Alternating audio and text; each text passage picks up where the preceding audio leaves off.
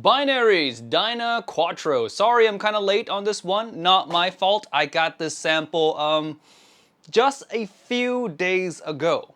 Seriously. Hey friends, Tim here. Welcome back to another video on Giz Audio. And as for the reason why my sample was late, beats me. I have no idea. But nevertheless, it is here, and let's just jump right into the review. This is a mild V shape, I should say. Not really like a super apparent kind of V shape, but it does have quite a bit of bass and a slightly bit boosted treble. I wouldn't say it's completely neutral. It is fairly balanced sounding though, so there's no parts that really is standing out way too much in comparison to the other. The only part that I would say stick out the most here would be the sub bass, and it is probably the selling point of this IEM as well, because the sub bass here is it's very dang good, like so super satisfyingly good. It's not too much, it doesn't overwhelm like the mid-range or the treble or anything. It's just a very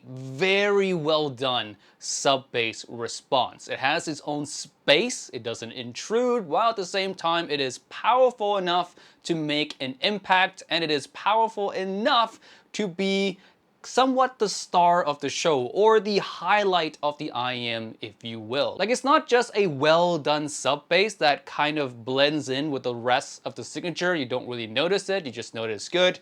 This is good and also a highlight. Moving on to the entirety of the bass, and I would say is well done. It's clean, but not Harmon-like clean. It has some weight to it, but at the same time, it doesn't intrude at all into any other parts of the frequencies. It doesn't sound muddy, it doesn't sound too much. It is, again, there and very well done. And due to the amount of heft that it has, that also blends in very well with a slightly bit of a warmer lower mids, it gives weight to male vocals and instruments that lives in this range very well. Like, nothing sounds thin at all. They sound like they have their own natural weight. It's not too warm, nor is it too clean. When it comes to the mid-range as a whole, I would say it has that signature semi-V shape kind of mid-range where there's a lot of upper mids, so a lot of energy, some extra focus in the clarity. So female vocals especially, and a lot of instruments that lives in the higher octave, comes across very clean and somewhat forward as well, especially in comparison to, say, the deeper instruments. But it's not going to sound as natural as like a dead neutral IEM, right? And that's pretty normal. That's just how the signature is done. If you get anything with any level of excitement, like a minor V shape or a full-blown V shape, you're going to be sacrificing some naturalness in the mid-range. And the same thing can be said about the Dynaquattro. But I should say though, for what it is and for the signature that it's going for, the mid-range here is quite tastefully done. Moving on to the treble, and the Dynaquattro is just okay. It's not bad, it's not amazing, it's like decent to good. The one thing I wish it has more is maybe a bit more smoothness in the treble. I wish maybe a bit more incisiveness, but all in all, it's not the type of treble that would offend anyone, nor is it going to wow anyone. Next is comparison segment. Now, the Dynaquattro lands in the price bracket that is kind of a weird zone for me. It's like in between $200 to $300, and there's quite a lot of competition here. The main ones I would say are like the Cinco Tres, the Dos Cinco from Zgots, and I would say those are still good options. Those two IEMs will beat the Dynaquattro in overall technical feel. Like, those just feel slightly bit more like incisive, and also the treble on those IEMs are better than the Dynaquattro as well. But where the Dynaquattro wins is ultimately the tuning. It is just a fun,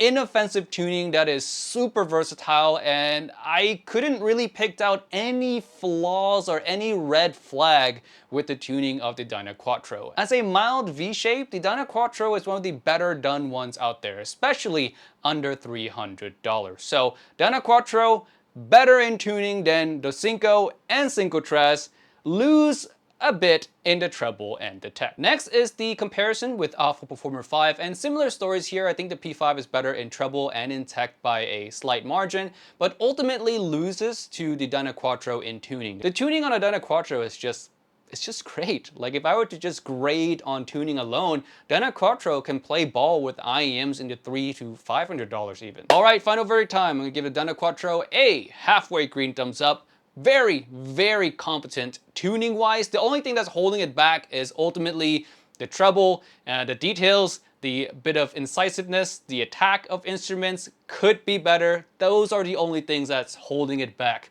ultimately. But as an IEM that you can listen to pretty much anything with and it's gonna sound good, it has fun elements, and on top of that, there's no big glaring flaws at all that you need to worry about. Yeah, it's a great IEM. Although I should say one thing, the shell is kind of big. For those of you who have smaller ears, maybe try it first. All right, that is it for this video today. Thank you so much for watching all the way to the end, and I'll see you guys in the next video coming kind of soon-ish. I don't know when really, but yes, peace out and bye.